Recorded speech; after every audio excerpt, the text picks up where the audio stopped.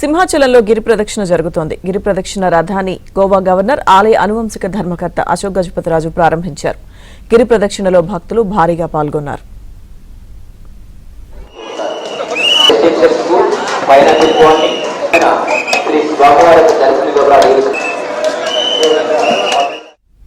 సింహాచలంలో గిరి ప్రదక్షిణకు సంబంధించిన పూర్తి సమాచారం మా ప్రతినిధి నాయుడు లైవ్ లో అందిస్తారు.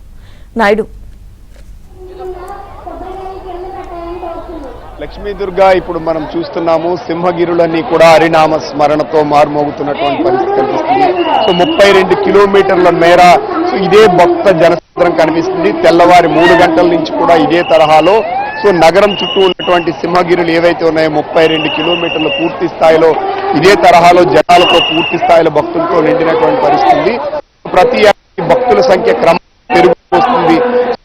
వేలలో ఉన్న సంఖ్య ఇప్పుడు లక్షల్లో చేరింది. గత ఏడాది సుమారు 5 లక్షల నుంచి వచ్చారు. ఈ ఏడాది సుమారుగా 10 లక్షల మంది భక్తులు వస్తారనేది నమ్మకం. దీంతోనే భారీ స్థాయిలో ఏర్పాటు చేస్తారు. అయితే గతంలో ఎప్పుడు కూడా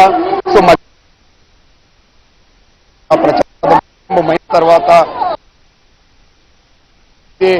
పుణ్య ఆషాఢ మాస శుక్లపక్షమి ఉన్నటువంటి ముందు రోజు ఏదైతే పౌర్ణమికి ముందు రోజు నాడు ప్రతి ఏడాది కూడా ఈ గురు పౌర్ణమిగా పిలుస్తారు. ఆ రోజు ఇక్కడ భక్తులు వచ్చి ఏవైతే కోరికలు కోరుకుంటారో ఆ కోరికలన్నీ నెరవేరుతాయనేది భక్తులకు ఉన్నటువంటి ప్రగాఢ విశ్వాసం. ఆ నమ్మకంతోనే అనేక ప్రాంతాల నుంచి వస్తున్నారు. ఉత్తరాంధ్రతో పాటు ఇతర రాష్ట్రాలు తెలంగాణ, ఒడిశా, మిగతా ప్రాంతాల నుంచి కూడా లక్షలాది మంది భక్తులు ఇక్కడికి తరలి వస్తున్నటువంటి పరిస్థితి కనిపిస్తుంది. 32 కిలోమీటర్లు కూడా ఇలాగే జనసంద్రం ఉంటుంది.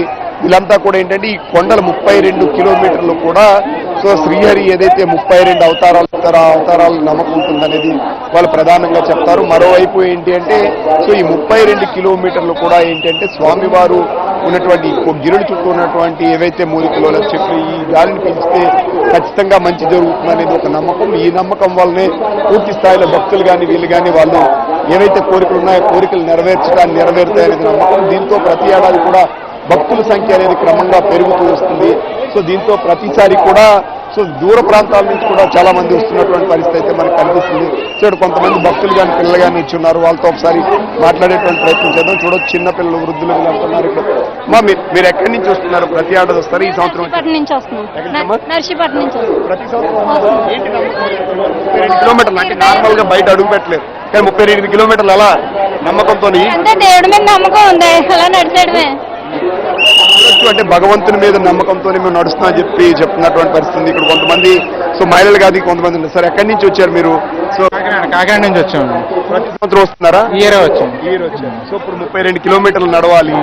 ఏంటి నమ్మకం? అంటే ఇంతమంది దైవభక్తి అంటే అంతగానే లేదు. దైవభక్తి మన సంకల్ప బలం. దైవభక్తితోనే వీళ్ళంతా కూడా వస్తున్నామని చెప్పి వీళ్ళంతా చెప్తున్నటువంటి చూస్తున్నాం మనం.